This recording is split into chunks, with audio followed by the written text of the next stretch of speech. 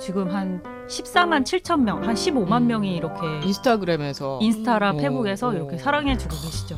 정말 많은 분들이 공감하고 있어요. 연재를 언제부터 이게 시작한 게 2017년 11월 17일부터 시작을 했어요. 어머, 딱 1년 정도. 네, 1주년 같이 지났죠.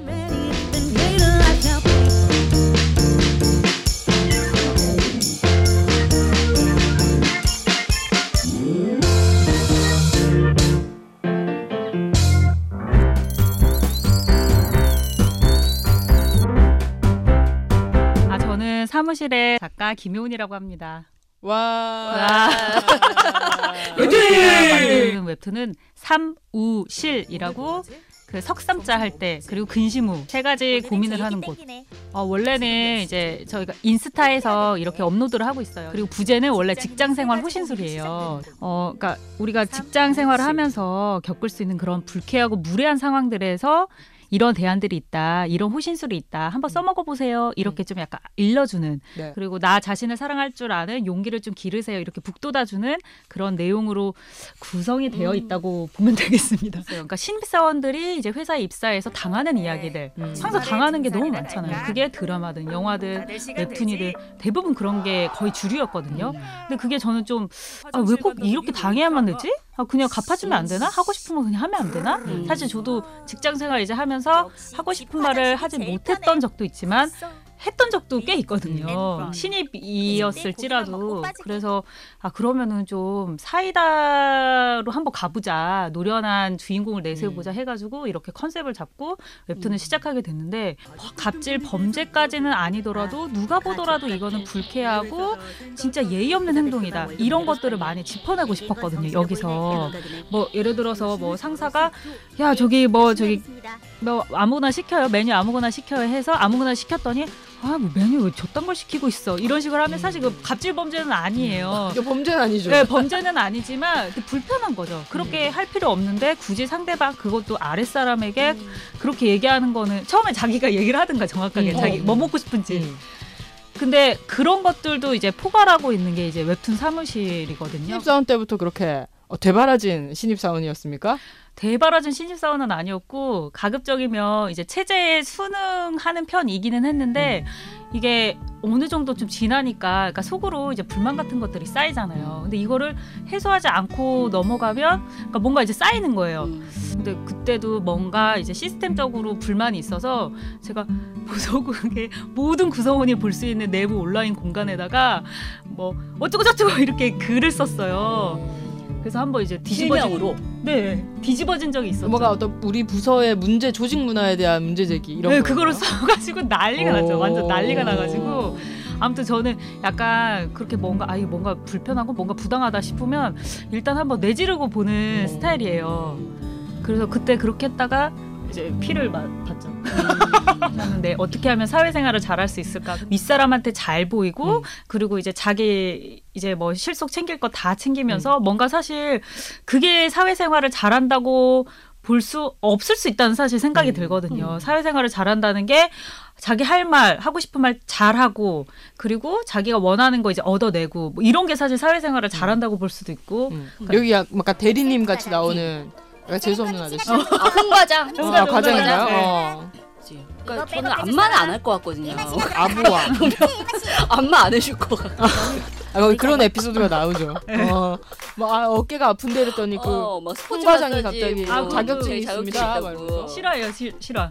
여기는 거의 싫어요. 맞아요. 제보나 이런 걸 되게 많이 받아서 또 만드시고. 저도 이제 직장생활 이제 오래 하다 보니까 제가 이제 겪었던 경험들 그리고 이제 많은 지인들의 이야기, 뭐 온라인 커뮤니티 그리고 인터넷 기사 등등등 해가지고 그거를 이제 종합해서 제가 캐릭터를 짜고 이렇게 스토리를 만들었는데 어느 순간부터 막 DM이 메시지가 오기 시작하는 거예요. 그리고 어느 순간부터는 작가님 제 이야기도 그려주세요 막 하면서 그런 메시지도 오기 시작하면서 제보가 쌓이고 어떤 에피소드들 중에 이거 참 내 무릎을 탁 쳤다.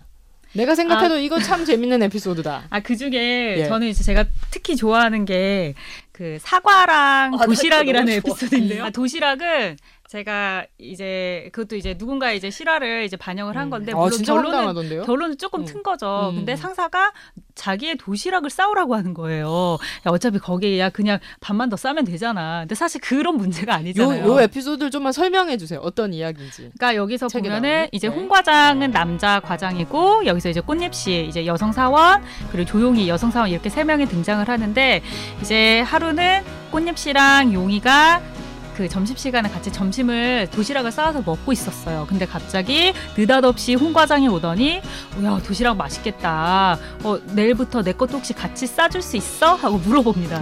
그러면은 용이는 농담인지 진담인지 모르겠네. 뭐야 제정신 속으로 이제 음. 제정신이야? 지금 농담하는 건가? 이렇게 생각을 하게 되는데 사실 이런 상황에 놓이게 되면은 그걸 따를 수밖에 없는 구조가 돼버리잖아요. 이런 막내급들 이게 입장에서는. 제보가 들어온 에피소드예요? 아니면은 그거는 이제 지인의 사례. 아, 네네. 그러니까 진짜 실제로 있었던 일이에요. 네. 와, 저는 이거 보고 황당하더라고요. 근데 뭘 어떻게 싸우냐면 용이가 나중에 네 제가 좋아하는 걸로 한번 싸워봤어요. 그래서 이제 홍 과장이 기대를 해요. 맛있겠다 뭘까 했더니 고수를 잔뜩 뿌린 맨밥에 고수밥. 그러니까 이제 저 개인적으로 고수 되게 싫어하거든요. 그럼 이제 사람들은 이제 경악을 하게 되죠.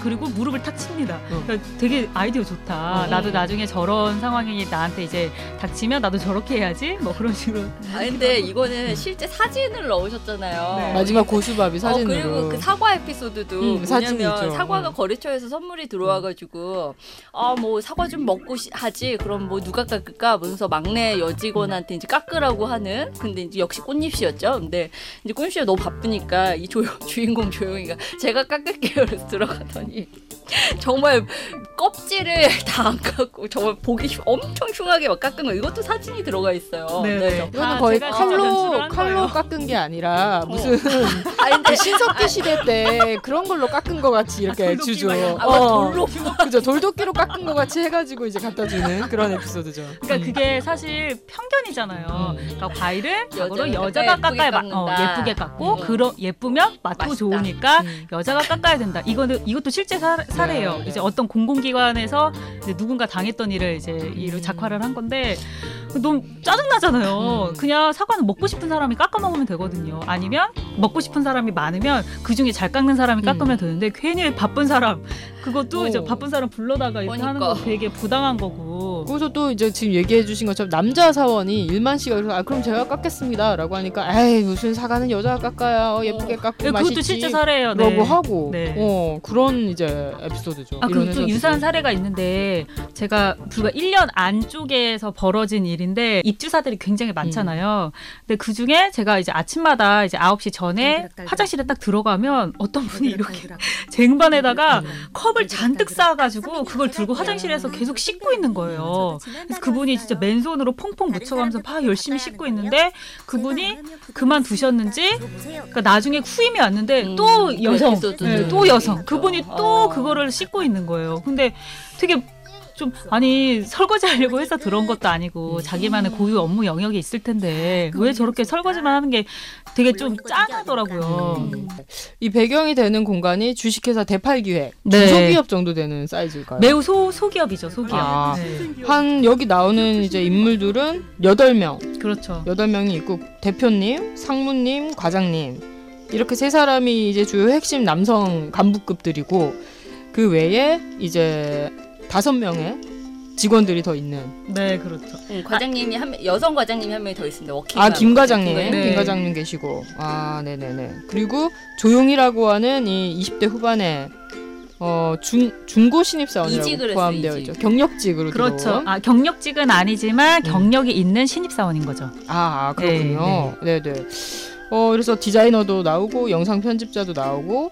그러니까 이거는 그냥 온라인 마케팅 대행 회사 뭐 이렇게 생각하시면 돼요. 대팔 기획이라는 회사는. 네네. 그곳에서 이제 벌어진 조용희 씨가 여기에 이제 입사를 하게 되면서 그 이후부터 겪게 되는 몇 가지 에피소드들, 다양한 네. 에피소드가. 여기에서 이제 순전히 늘 당하는 사람이 꽃잎 씨가 주로 당하고. 꽃잎 씨 너무 착해요. 일만 씨 뭐 좀 당하고 막 둘이 이러잖아요. 너무 착합니다. 꽃잎을 되게 위해 많아요. 싸워주고 싶더라고요.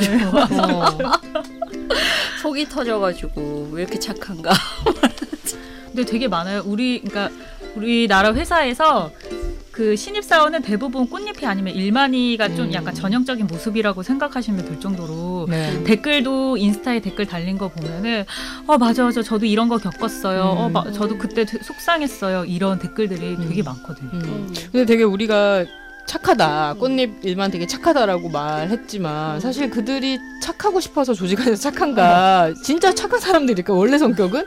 그것도 한번 사실 물어볼 수 있을 것 같아요. 저도 예전에 알바 같은 걸 한 적이 있었는데 제가 그 단위 안에서 제일 이제 막내급이고 이제 제일 변변찮은 이제 일을 하는 사람이었거든요. 근데 그랬을 때는 내가 원래 내 성질대로 하기가 참 어렵더라고요. 그러니까 뭔가 자리가 사람을 만들죠. 네, 정말 자리가 사람을 만든다고 그 안에서는 그 조직 안에서는 제가 뭔가 착한 사람이 될 수밖에 없는 참 많은 여건이 있었어요. 아무런 힘도 없고 내가 이제 할 수 있는 건 뭔가 웃거나 맞다고 하거나 좀 부당해도 그냥 그거를 감내하면서 그냥 받아들이는 형식으로 사람을 대할 수밖에 없으니까 그래서 여기서 우리가 뭔가 되게 착한 사람들 같은데라고 하지만 실제로 정말 착한 사람들인지는 그럴 수밖에 모르겠고 없는 구조에 놓여 있는. 그렇죠. 되게 사회화된 모습일 수 있다라는 생각도 좀 동시에 같이 들었습니다.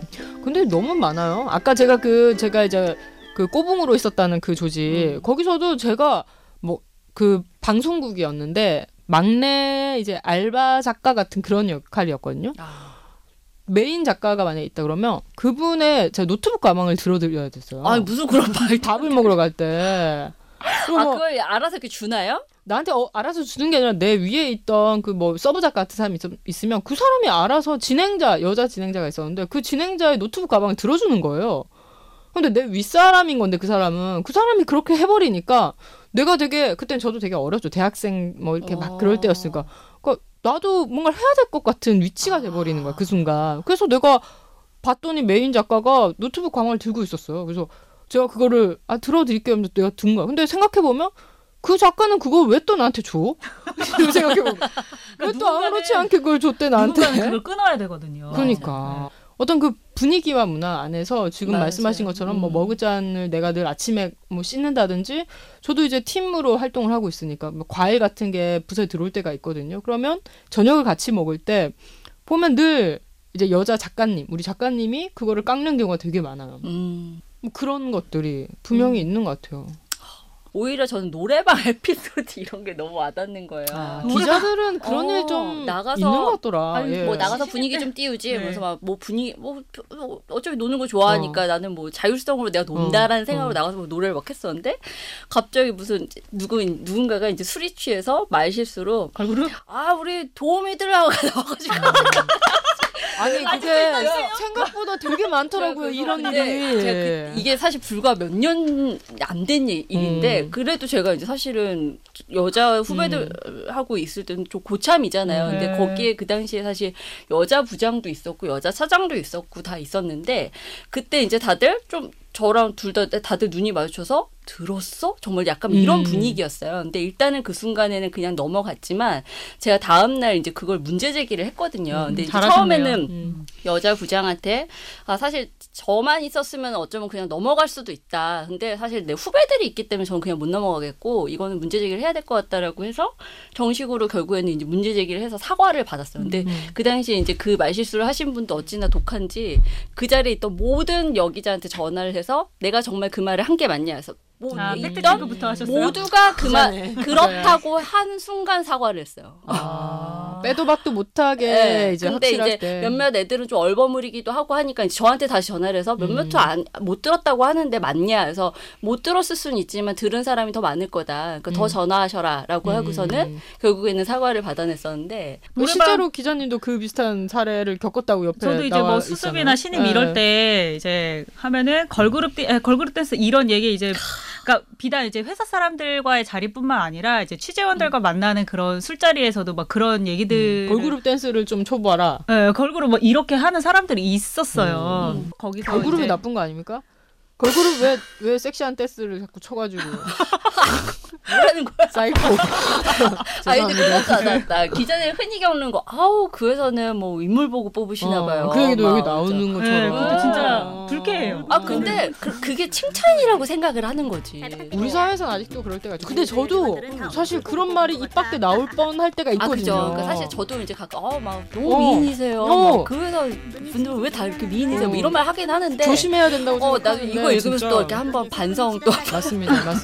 지그시 다시 그러지 말지. 그러니까 저는 여기 일화에서 이제 제가 예전에 이제 국회 출입하게 되면은 이제 뭐 의원실 돌아다니면서 의원회관 돌아다니면서 인사를 하게 되는데 그때 갔던 이제 한 보좌관이 보자마자 초면에 저한테 거기는 뭐 얼굴만 보고 뽑나 봐요 이런 식으로 저한테 얘기를 해서 굉장히 불쾌했거든요. 이게 사실 예쁘다는 외모 칭찬은 그냥 뭐 예쁘면 그냥 예쁘다고 하면 되지. 사실 그것도 이제 불쾌하지만 마치 외모를 이제 핑계로 해가지고 나의 모든 다른 가치들, 업무 능력에 대한 그런 가치들을 다 평가절하를 시켜버리니까 그게 전 너무 기분이 나쁘더라고요. 그래서 뭐 그런 일도 굉장히 이제 적지 않았어요. 근데 그게 뭐 제가 예뻐서 그렇게 말을 한 게 아니라 그냥 의례상 하는 그런 멘트 있잖아요. 인사치레.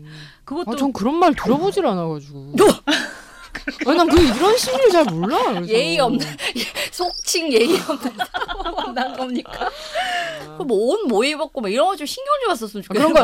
그런 거 많이 하지. 오늘 뭐 의사에 파격적이야. 뭐 소개팅 있나봐. 너 뭐라고 입고 온 거 아니거든. 막 이러고 그 멘트 너무 구식이다. 너무 구닥다리 멘트다. 옷이 아주 파격적이야. 뭐 소개팅 있나봐. 그러니까 제가 봤을 때는 이게 관심이라고 표현을 하는 것들이 되게 잘못된 경우가 많거든요. 그러니까 정말 관심 있는 사람들은 표현법부터가 달라요. 근데 제가 회사에 들어갔을 때 대부분 가장 짜증나는 순간은 엘리베이터에서 일어나는 경우가 굉장히 많은데 잘 모르는 선배나 상사가 굳이 엘리베이터에서 말을 걸어야 될 것 같아서 관심을 표현하려고 할 때 그때 말실수가 생긴 경우가 되게 많거든요. 맞아요. 모르면 그냥 대화를 안 하거나 뭐 날씨가 많이 춥지 뭐 이 정도로 하면 되는데 꼭 결혼은 언제 하니? 뭐 도대체 만나는 사람은 있니? 뭐 이런 거 제발 관심 꺼달라고. 그러니까 그런 경우들 정말 엘리베이터에서 저는 무건을 아예 규칙으로 삼는 것이 어떨까라는 생각까지 할 정도예요.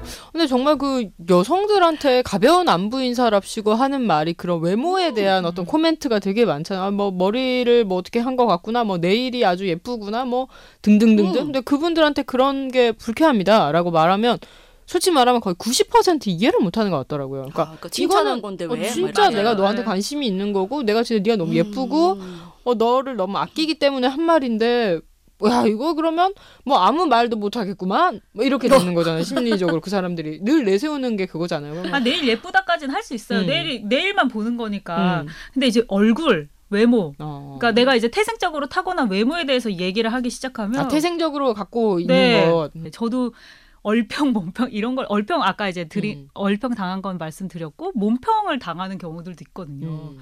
되게 기분이 진짜 안 좋아요. 저도 몸평은 당한 적이 있어요.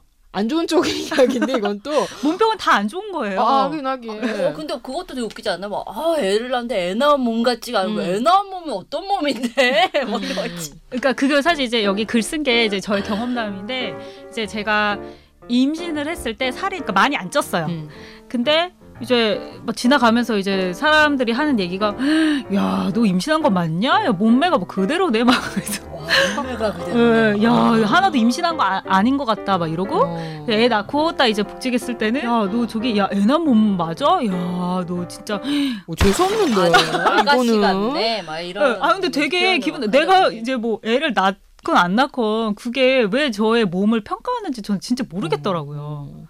근데 어떤 선배들은 또 같은 여성이라도 그런 말 듣고 되게 정말 좋아하시는 분들도 되게 많잖아요. 그러니까 야, 너 애 낳고 온 거 맞아? 야, 똑같아 이러면 그분이 그거에 대해서 어떤 그런 말은 좀 불편한데라고 느끼는 게 아니라 그냥 되게 순전하고 해맑게 너무 좋아하고 기뻐하시는 분들도 저는 되게 컨텍스트가 있겠죠. 꽤 봤어요. 사실. 컨텍스트가 있겠죠. 저는 이런 게 되게 진짜 복잡한 문제인 것 같다는 생각이 좀 들어요. 얼평, 몸평도 솔직히 뭐 남성이 꼭 여성에게 하는 것도 아니고 여성이 여성에게 하는 경우도 되게 많은 것 맞아요, 같아요. 맞아요. 저는. 네. 뭐 여성이 남성한테 하는 경우 네, 아, 맞아요, 그런 맞아요. 경우도 네. 많고 그래서 뭐 이런 이야기가 대략적으로는 주로 이제 남성과 여성 사이에서 일어나는 경우가 굉장히 많지만 남성 상급자와 뭐 여성 하급자 사이에 저는 얼평을 어떤 여자 상사로부터 제 직속 상가는 아니었지만 당한 적이 있었거든요. 근데 정말 불쾌하더라고요. 그러고 보니까 얼평 당한 적이 있네. 네. 안 좋은 쪽으로. 안 당해본 사람이 없을 거예요. 직장 생활하면서. 너무 황당했고 저는 그 사람의 인격을 되게 의심하게 됐었어요. 그 그렇죠. 말을 듣는 네. 순간. 아, 저 사람은 어떤 사람을 만났을 때 한다는 말이 고작 저런 말이고 저게 굉장히 무례한 말이라는 거를 모를 수가 있나? 라고 하면서 그 사람의 어떤 인격을 되게 의심하게 되더라고요.